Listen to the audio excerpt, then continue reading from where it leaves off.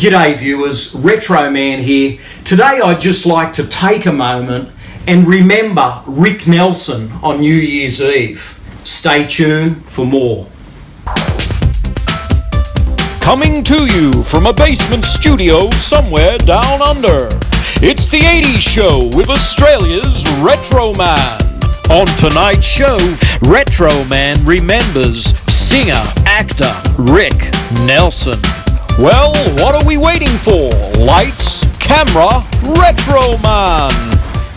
G'day viewers, Retro Man here, and welcome to my special New Year's Eve edition of the 80s Show.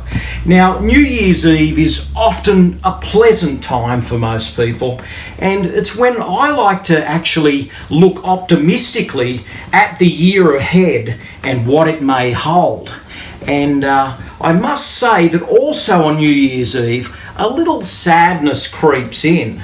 And that's because back in 1985, we lost a tremendous entertainer, a singer by the name of Rick Nelson, in a fiery plane crash in Texas. And on New Year's Eve, my mind flashes back to that news. At the time, it was news of the world. It was a thing that was just so horrifyingly tragic. And I can't help that when New Year's hits, I often think of singer Ricky Nelson. And the cause of the crash, many believe, was the result of a faulty cabin heater. Whatever the case, Rick Nelson wasn't the only one that died that day. Actually, there was a total of 7 people that died. Rick was one of them. His girlfriend Helen Blair was alongside him, and I think there was 5 members of Rick's band that lost their lives. Amazingly, the 2 pilots survived, and it was just such a tragic accident. So when New Year's hits, I can't help but think about Rick Nelson. And if you've heard his music, he was such a wonderfully talented guy. If you haven't heard his music, please go and look him up. Ricky Nelson was a marvellous singer, and he actually really hit it big in the 50s. I mean, this guy was about 8 years old when he sort of started to rise in stardom. He appeared on TV in his mum and dad's TV series called The Adventures of Ozzie and Harriet. Also, his brother David was in that series alongside him. And it was kind of one of these fascinating TV shows in that it was almost a reality TV series. There was a lot of human tapestry going on here. This was their lives playing out in front of you. Obviously, it was scripted, but there was some really human elements there that were really happening in their own lives that were sort of dramatized for all to see. And it was a fascinating series back in the 50s. And as the series moved along, I mean, Rick rose to the fore in this thing, and he started to sing songs at the close of the show. I'm a traveling man. And in no time at all, Rick became an amazing recording artist. I mean, these songs that appeared on the show, next minute he cut some records and his music was out there. And I mean, it really was for a while a Ricky Nelson phenomenon. I mean, he was kind of a bit of a rival to Elvis in the 50s. I mean, Ricky Nelson was a lot younger than Elvis. And when Elvis was rising, I mean, Rick was slowly creeping up on him. And Rick was on the cover of all the teenage magazines. I mean, there was a term at the time, teenage idol, and Ricky Nelson kind of really fit that mould. I mean, he was this clean-cut kid on TV on The Adventures of Ozzie and Harriet, and he had these amazing songs on the charts. Some people call me a teenage idol. Some people say they envy me. The funny thing is there's some parallels between Elvis and Ricky Nelson. Elvis, of course, his first film was a Western, Love Me Tender, with Richard Egan and Deborah Paget. And Ricky Nelson, amazingly, his first major film was also a Western. I mean, this guy went from TV to film pretty quickly. I mean, they saw the potential, and he got himself in this amazing Western. In fact, it's one of the greatest Westerns of all time, called Rio Bravo. And it had such a cast. I mean, John Wayne, Dean Martin, Rat Pack legend. The character actor Walter Brennan was great in this. And of course, we've got Ricky Nelson, and he actually was nominated for Most Promising Newcomer at the Golden Globes for his performance in this fantastic Western. And even Angie Dickinson, a very young Angie Dickinson's in this film. So it has an amazing pedigree in terms of its cast. Directed by Howard Hawks, and it's a great Western. If you've never seen this film, I mean, please do so. This is just like an amazing 3-hour film. It's epic in its scope, and Ricky Nelson is really good in this. She told me that she loved me. She called me Sugar Plum. So there's an interesting parallel there between Ricky Nelson and Elvis, as their first films were Westerns, and they were both rising up the charts at the same time. And the funny thing is, Elvis almost appeared in a film with John Wayne as well. In the late 60s there was this movie True Grit, and Elvis was meant to play a big role in that. And in the end, the role kind of fell to Glenn Campbell. So that's an interesting little thing, that Elvis could have been in a film with John Wayne just like Ricky. Anyway, guys, Ricky Nelson's music really touched a chord with the youth of the day, and some of his tracks are really the personification of rockabilly music, and it was very sort of kind of rock and roll, but this countrified feel, and there was just so many hits, and I love those songs. Hello, Mary Lou. Goodbye, heart.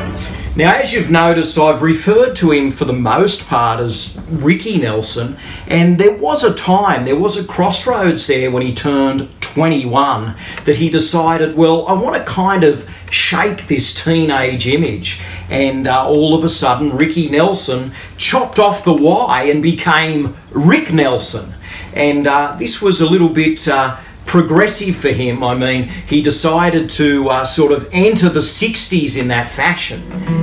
Going down to Lonesome Town. Now, in the mid-60s, Rick Nelson married his girlfriend, Kristen Harmon. She's actually the sister of actor Mark Harmon. And they had 4 children together. Tracy Nelson, the 2 twins, Matthew and Gunnar Nelson, and Sam Nelson quite a number of years later. So Rick had this growing family, and at the same time he was kind of adapting to the changing times in the music industry. I mean, the Beatles came out and there was all of these movements, and Rick kind of shed rock and roll a little bit and got more into his country roots. And he started performing songs with a new band called the Stone Canyon Band. And a lot of interesting songs materialised as a result of this. And it's just a different style that Rick sort of generated at that point in time.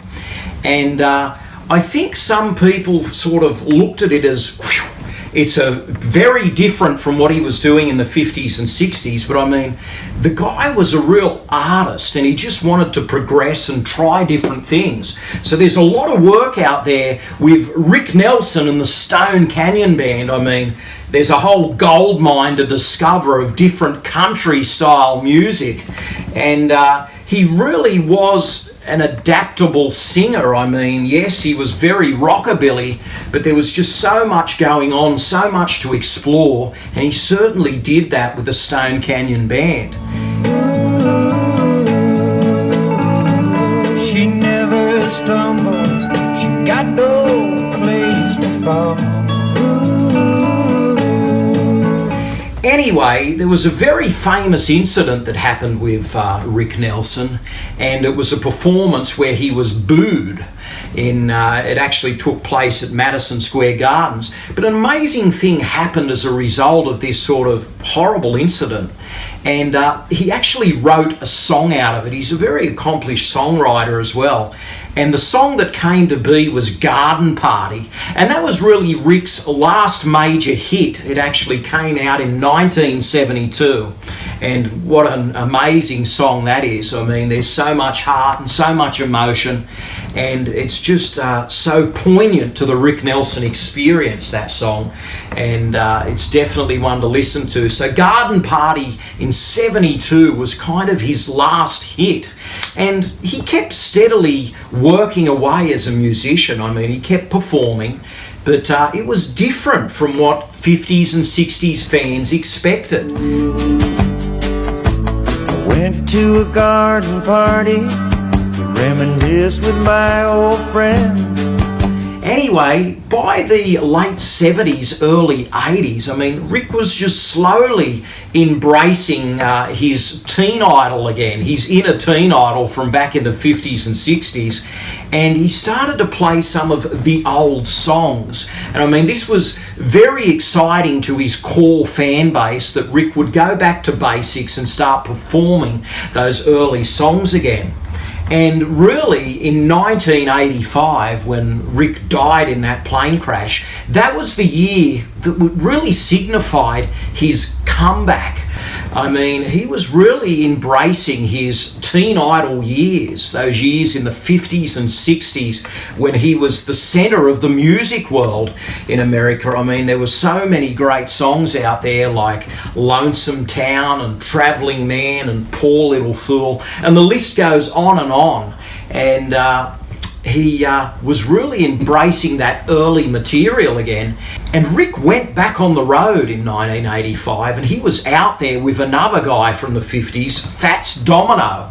And the two of them were out there performing, and they were embracing the past. I'm walking, yes again I'm talking about you and me. I'm hoping that you come back to me. And what came with this is that Rick Nelson decided to become Ricky Nelson again, and he actually brought out this album in 85 called All My Best Ricky Nelson. Notice the Y's back on.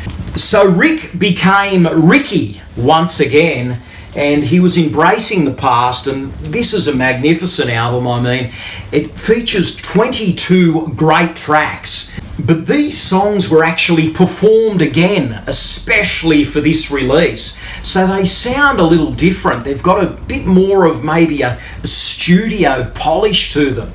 And Rick sounds a little older, but they're fantastic.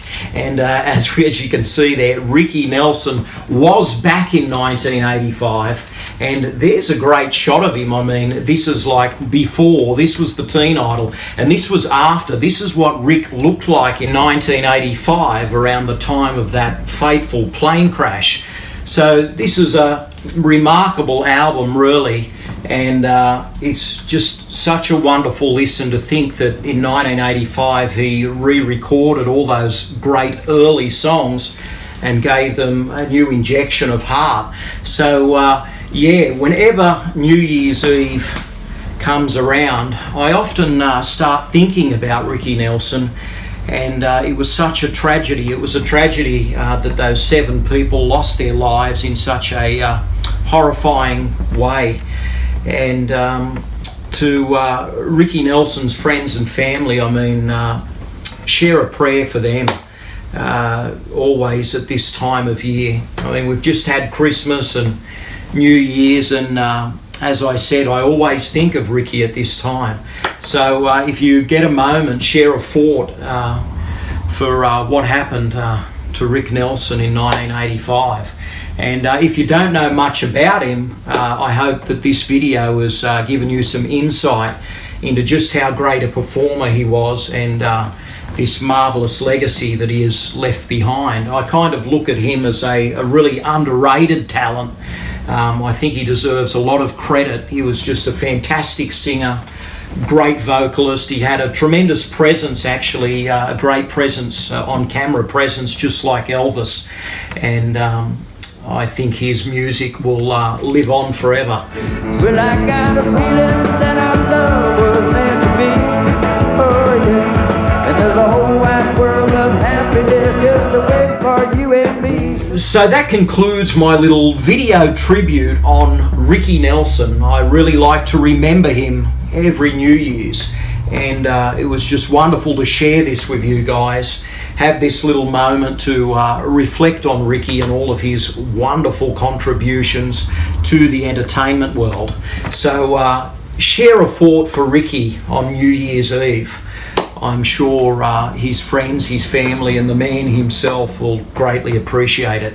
So, like always, guys, please like, comment, and subscribe. And keep watching The 80s Show because I have a lot more coming your way. It's been an absolute pleasure talking about Ricky Nelson. So until next time, this is Retro Man, living the dream, 80s style. Stay gold. Thanks for watching. Retro Man will return faster than a boomerang and with hair almost as perfect as Ricky Nelson. Please subscribe and good night, viewers.